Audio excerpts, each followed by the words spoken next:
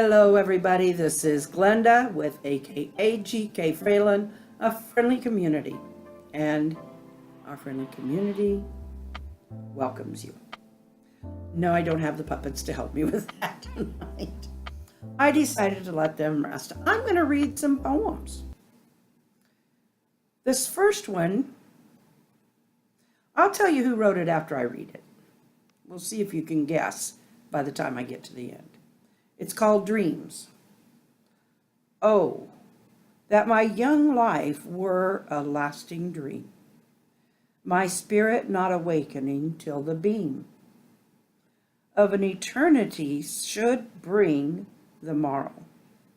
Yes, though that long dream were of hopeless sorrow, 'twere better than the cold reality of waking life to him whose heart must be and hath been still upon the lovely earth. A chaos of deep passion from his birth. But should it be that dream eternally, continuing as dreams have been to me, in young boyhood, should it thus be given, 'twere folly still to hope for higher heaven, for I have reveled when the sun was bright, I the summer sky in dreams of living light, and loveliness have I left my very heart in climes of mine imagining apart, for mine, O home, with beings that have been of mine own thought. What more could I have seen? 'Twas once, and only once, and the wild hour. For my remembrance shall not pass.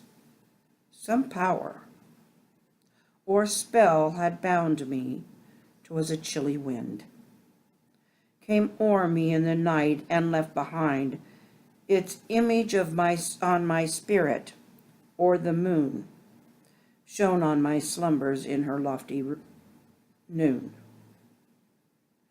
Too coldly, or the stars, however it was, that dream was as that night wind, let it pass. I have been happy, though but in a dream. I have been happy. And I love the theme. Dreams in their vivid coloring of life, as in that fleeting, shadowy, misty strife of semblance with reality which brings to the delirious eye more lovely things of paradise and love of all their own than young hope in his sunniest hour hath known.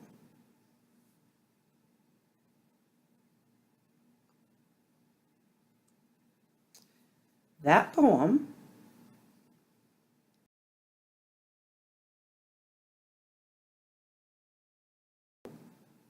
not what we generally expect of the man, is it? Oh, let's see what else he has in here. See if I can find. Edgar Allan Poe is thought of as being a spooky writer, but he was a man, and he had his better days. And I know there's some sadness in that poem. There's also some just musings, I think. You ever wake up from a dream and you just wonder, why couldn't I just stay asleep and stay in that dream? It was so sweet.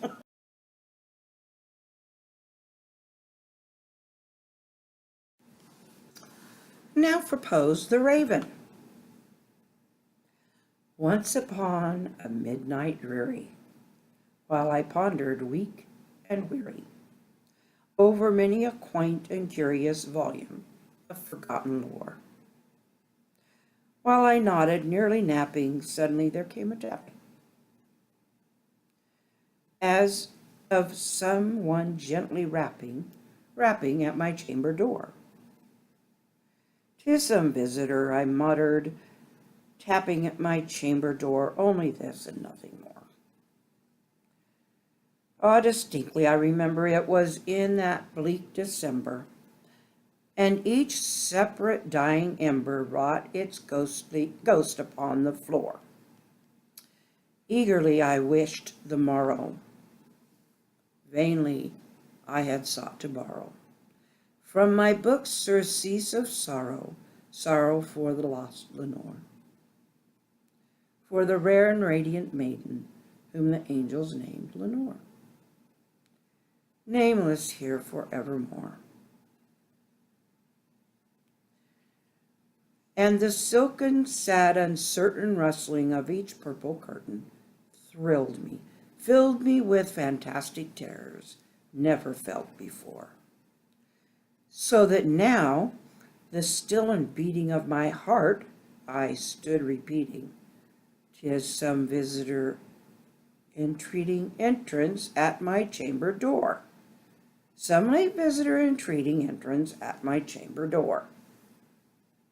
This is it and nothing more." Presently my soul grew stronger, hesitating then no longer. "Sir," said I, "or madam, truly your forgiveness I implore. But the fact is, I was napping, and so gently you came rapping, and so faintly you came tapping at my chamber door, that I scarce was sure I heard you. Here I opened wide the door, darkness there, and nothing more. Deep into the darkness peering, long I stood there wondering, fearing,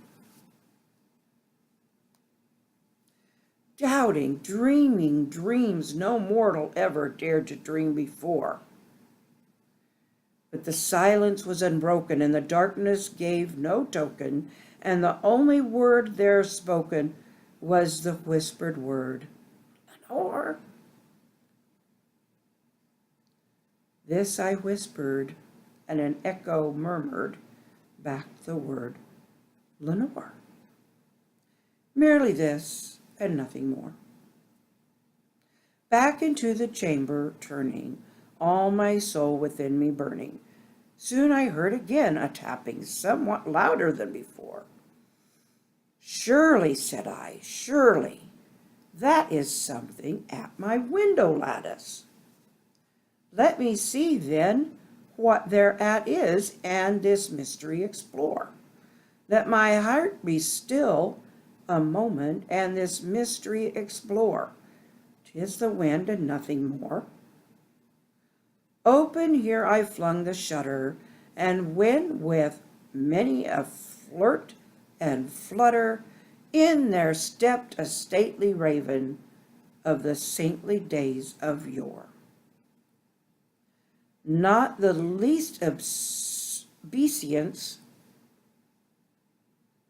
made he, nor an instant stopped or stayed he, but with mien of lord or lady perched upon my chamber door. Perched upon a bust of Pallas, just above my chamber door. Perched and sat, and nothing more. Then this ebony bird beguiling my sad fancy into smiling, by the grave and stern decorum of the countenance it wore,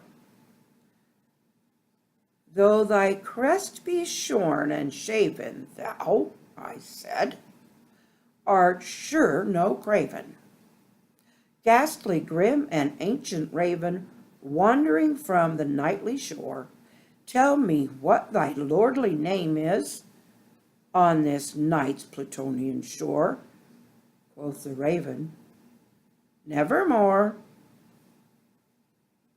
Much I marveled this ungainly fowl to hear discourse so plainly, though its answer little meaning, little relevancy bore, for we cannot help agreeing that no living human being ever yet was blessed with seeing bird above his chamber door, bird or beast upon the sculptured bust above his chamber door,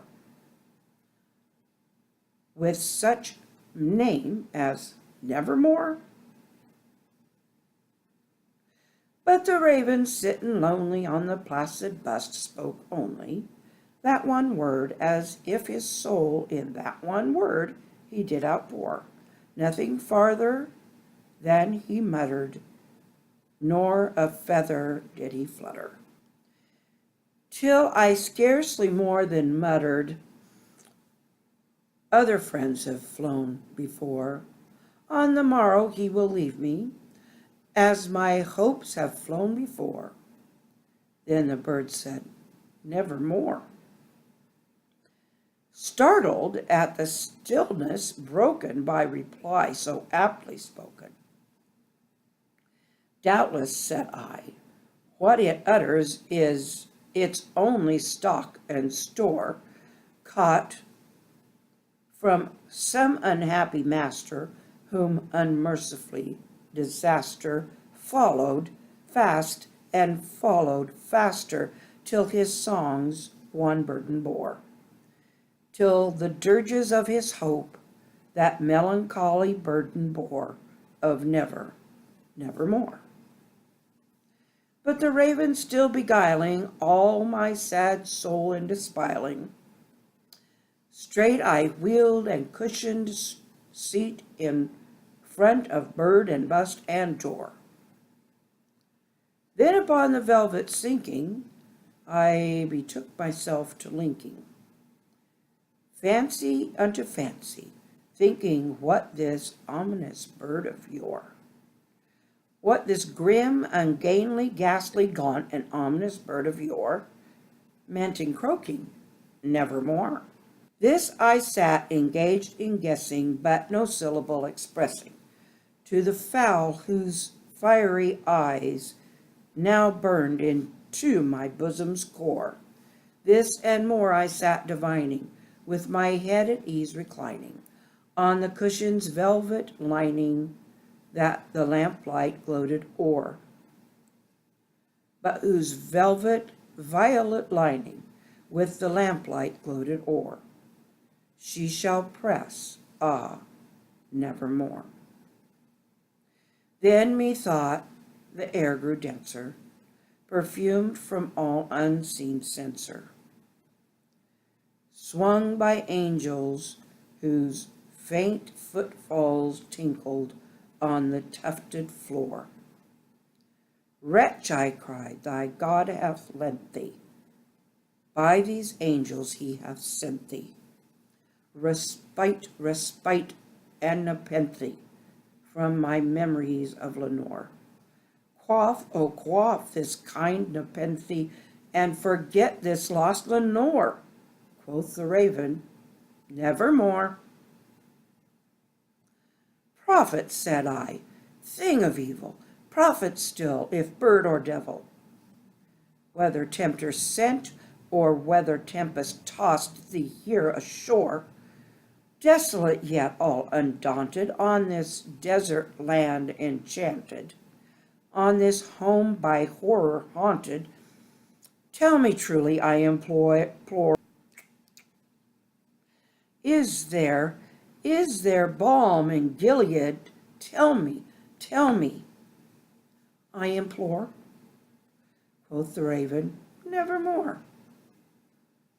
Prophet, said I, thing of evil, prophet still, if bird or devil, by that heaven that bends above us, by that God we both adore, tell this soul with sorrow laden, if within the distant Aidenn it shall clasp a sainted maiden, whom the angels name Lenore. Clasp a rare and radiant maiden, whom the angels name Lenore. Quoth the raven, Nevermore. Be that word our sign of parting, bird or fiend. I shrieked upstarting, get thee back into the tempest and the night's Plutonian shore. Leave no black plume as a token of that lie thy soul hath spoken. Leave my loneliness unbroken. Quit the bust above my door. Take thy beak from out my heart, and take thy form from off my door. Quoth the raven, nevermore. And the raven, never flitting, still is sitting on the pallid bust of Pallas just above my chamber door. And his eyes have all the seeming of a demon's that is dreaming. And the lamplight o'er him streaming throws his shadow on the floor. And my soul from out that shadow that lies floating on the floor shall be lifted nevermore.